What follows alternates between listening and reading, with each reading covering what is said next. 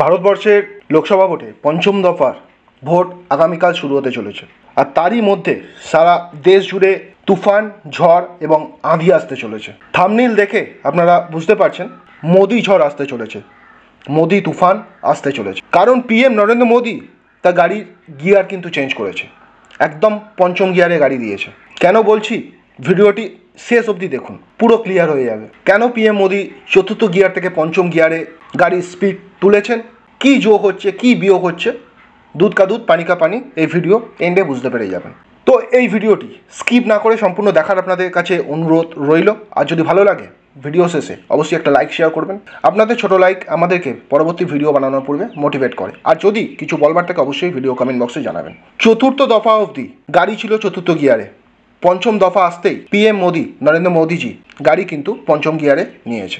India alliance জোটকে চুরমার করবার জন্য প্রধানমন্ত্রী নরেন্দ্র মোদি যেভাবে একের পর এক চ্যালেঞ্জ ছুঁড়ে দিয়েছেন বা দিচ্ছেন বিভিন্ন জনসভা থেকে, পঞ্চম দফার পূর্বে আমরা দেখছি আমি নরেন্দ্র মোদি সেই প্রচারকেই কিন্তু মোদি ঝড় বলছি। আর এই ঝড় তোলার একটি উদ্দেশ্য আছে, সেটি হলো টার্গেট 400 ছোঁয়া। কারণ লোকসভা ভোটের পূর্ব থেকেই প্রধানমন্ত্রী একাধিকবার আগলি বার 400 পার এই কথাটা বলে এসেছেন।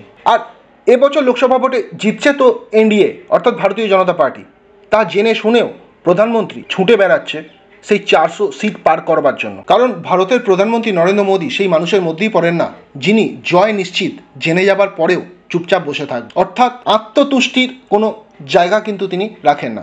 তাই তো জয় জেনে যাবার পরেও তিনি কিন্তু চুপ করে বসে নেই, ছুটে বেড়াচ্ছে, ছুটে চলেছে দেশের এক প্রান্ত থেকে আরেক প্রান্ত পর্যন্ত। এই বয়সে ভাবুন, মাননীয় প্রধানমন্ত্রীকে যতটা এনার্জেটিক দেখাচ্ছে তার কাছে কিন্তু ফেল করে যেতে পারে একটি 30 থেকে 35 বছরের মানুষও। আপনারা ভিডিওর মধ্যে যে ম্যাথ দেখছেন, যে স্ট্যাটটা আপনাদের সামনে তুলে ধরেছি, এর জাদুটা একটু পরে আপনাদের সঙ্গে আমি ব্যাখ্যা দিচ্ছি। দেখুন, কাউকে কোনো রকমভাবে মিসলিড করবার টার্গেট আমার নেই। I don't want to mislead any people my dear. I am collecting informations and I am sharing the informations with all of you. যেই তথ্য আমি জোগাড় করছি সেই তথ্য আমি আপনাদের সঙ্গে পরিবেশন করছি, দ্যাটস ইট। কোনো মানুষকে মিসলিড করে আমার কোনো কিছুই হবে না। আর যদি আপনাদের মধ্যে কেউ মনে করেন যে কোনো সরকার আমাকে 500 টাকা বা 1000 টাকা বাংলার মা বোনেদের বা আমারই বাড়ির মা বোনেদের, সেই সরকার যদি ভুল কাজও করে সেই সরকারের আমি সমালোচনা করতে পারবো না, তাহলে সেই দর্শক বন্ধুদের বলছি আমার এই ভিডিও দেখবেন না। আপনারা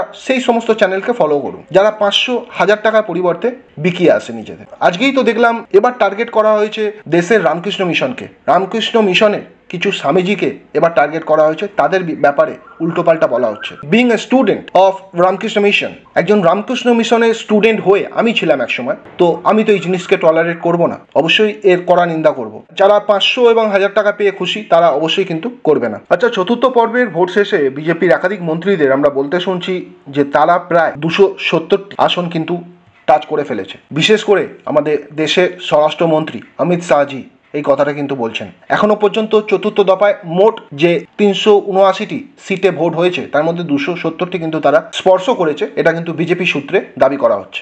আর সেটা যদি হয়েই থাকে, আর অমিত শাহের করা এই দাবি যদি আমরা সত্যি বলি মনে করি, তাহলে এই 400টি পার কিভাবে বিজেপি করবে বা কিভাবে করে নিতে পারে সেই স্ট্যাটটা, সেই ম্যাথটা আমরা এবার দেখে নিই। আর এই 400 পার করতে গেলে এই পঞ্চম দফা, ষষ্ঠ দফা এবং সপ্তম দফা, এই যে দফার ভোটগুলো আছে খুবই গুরুত্বপূর্ণ হতে চলেছে, এটা স্বয়ং মাননীয় প্রধানমন্ত্রী নরেন্দ্র মোদী নিজেও জানেন। আর সেটার জন্যই আগামী পঞ্চম দফা কেন গুরুত্বপূর্ণ হতে চলেছে সেই স্ট্যাটটা, সেই অঙ্কটা আপনাদের সঙ্গে কিন্তু এই ভিডিওতে শেয়ার করব। আর তার জন্যই কিন্তু যেটা আমি প্রতিবেদন শুরুর পূর্বেই বললাম যে নরেন্দ্র মোদী তার গাড়ি কিন্তু চতুর্থ গিয়ার থেকে পঞ্চম গিয়ারে নিয়ে নিয়েছে। চলুন সবার প্রথমে আমরা দেখে নিই এই পঞ্চম দফায় দেশের কোন কোন রাজ্যে কটি আসনে মোট লড়াই হতে চলেছে। উত্তরপ্রদেশের কথা যদি বলি, আগামীকাল 14টি আসনে ভোটদান হতে চলেছে।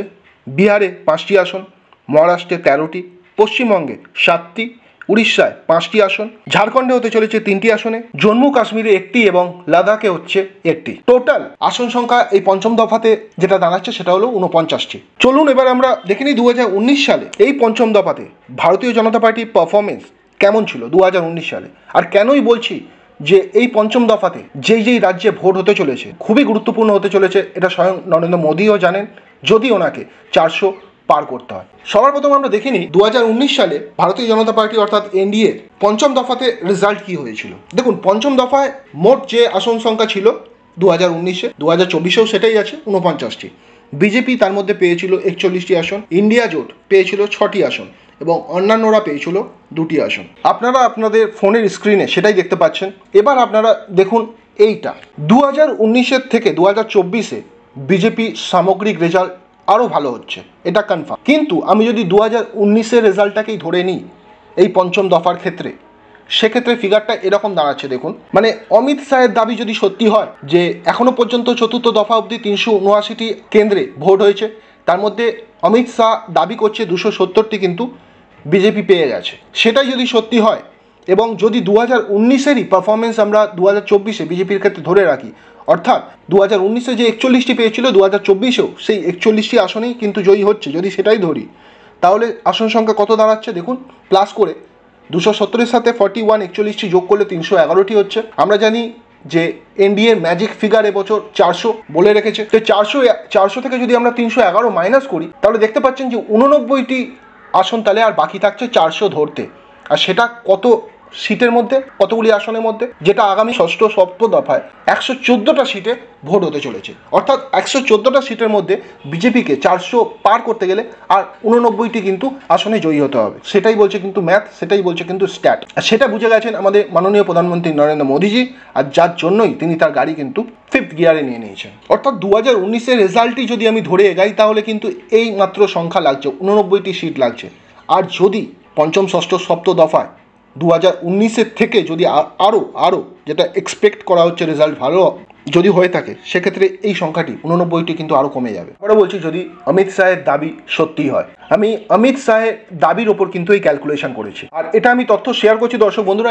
এটা কোনো গ্যাঁজা খেয়ে, অর্থাৎ অনেকেই আপনারা কমেন্ট করছেন, তো গ্যাঁজার কোনো ব্যাপার আসে না, কারণ গাঁজা বা গ্যাঁজা যাই বলুন না কেন, I don't take it. Normally আমি মনে করি এই জিনিসটি বর্তমানে কিছু কিছু নেতা মন্ত্রীরা নিয়ে থাকে এই গ্যাঁজা, তার জন্যই রাজনীতি ক্ষেত্রে আমরা দেখছি ইদানিং বিভিন্ন নেতা এবং মন্ত্রীরা উল্টো পাল্টা বকছে সেই গাঁজা খেয়ে, হয়তো সেই গাঁজা টেনে বা গাঁজা খেয়েই হয়তো, যার জন্যই এবার পলিটিক্যাল রাজনীতিতে নিয়ে আসা হচ্ছে একের পর এক সাধু সন্তদের এবং রামকৃষ্ণ মিশনে নামি দামি সেই গুরুজিদের। অর্থাৎ রাজনীতি ক্ষেত্রে এবার সাধু সন্তদেরও কিন্তু আর ছাড়া হচ্ছে না, ডাইরেক্ট কিন্তু সাধু সন্তদেরও অ্যাটাক করা হচ্ছে। সেই জন্যই বলছি আমি যে তথ্য দিচ্ছি এটা অনেক খেটে খুঁটে বের করে তথ্য দিচ্ছি দর্শক বন্ধুরা। তো আপনাদের ভালো না লাগলে আপনারা কিন্তু চ্যানেল ছেড়ে বেরোতে পারেন, কোনো অসুবিধা নেই। আপনারা সেই চ্যানেলকে ফলো করুন যারা কিন্তু এই গ্যাঁজায় টান দিয়ে সামান্য 500 এবং 1000 টাকা বিনিময়ে যারা কিন্তু নিজেদের বেঁচে ফেলেছে এবং সরকারে কোনো রকমই ভুল সমালোচনা করে না, সেই সমস্ত চ্যানেল আপনারা ফলো করতে পারেন, কোনো অসুবিধা নেই। And another important thing that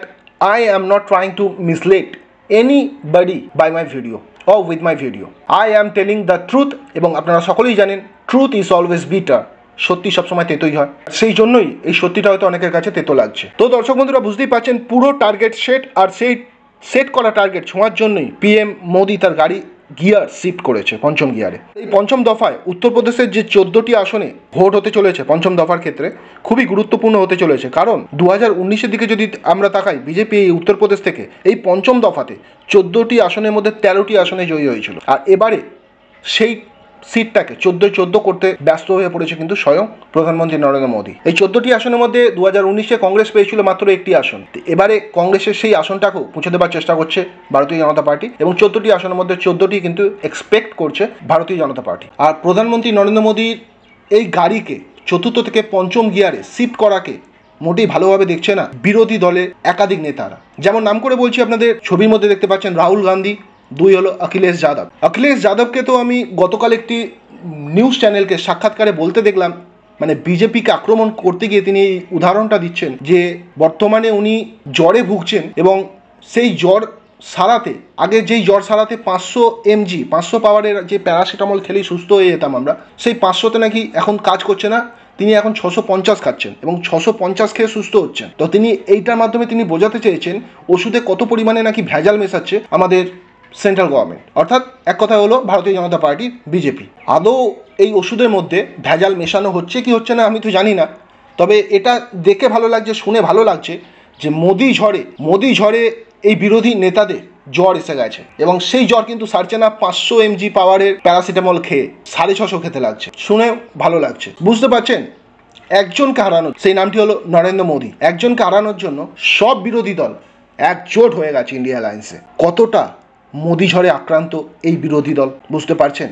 জনগণের কাজ যেই মানুষ করবে, যেই মন্ত্রী করবে, যেই প্রধানমন্ত্রী করবে, আমি তার নাম বারবার বলবো। এখনো পর্যন্ত নরেন্দ্র মোদী বিরোধী দলের একাধিক নেতা এবং মন্ত্রীর বাড়ি থেকে যেভাবে কালাধন বের করে এনেছে, সেই জিনিসকে জনতা, আমি as a citizen of India বাহবা দিচ্ছি। আর এটাই সমস্যা হয়ে দাঁড়াচ্ছে সেই সমস্ত নেতা মন্ত্রীদের এবং সেই সমস্ত নেতা এবং মন্ত্রীদের সঙ্গে যেই সমস্ত লোকেরা ডাইরেক্টলি এবং ইনডাইরেক্টলি ইনভলভ আছে এবং তারা বেনিফিটেড আছে, তাদের এই জিনিসটা কিন্তু সহ্য হচ্ছে না। আর তারাই মেতে উঠেছেন, খেপে উঠেছেন আমাদের দেবতুল্য প্রধানমন্ত্রী নরেন্দ্র মোদীর বিরুদ্ধে। তো দর্শক বন্ধুরা, এই ছিল আজকের বিশেষ প্রতিবেদন। যদি আপনাদের কিছু বলার থাকে অবশ্যই কিন্তু বলছি, আপনারা কমেন্ট করে জানাতে পারেন। আর ভিডিওটি ভালো লাগলে অবশ্যই একটা করে ছোট্ট লাইক করবেন। আপনাদের প্রত্যেকটা লাইক আমাদেরকে যথেষ্ট মোটিভেট করছে এবং করবে প্রত্যেকটা ভিডিও বানানোর পূর্বে। আর এরকমই রাজ্যের এবং দেশের বিভিন্ন আপডেট পাওয়ার জন্য, বিশেষ করে নির্বাচনে, লোকসভা ভোটে, আমাদের Bengal job with study YouTube চ্যানেলকে আপনারা সাবস্ক্রাইব করে আমাদের পাশে রাখতে পারেন।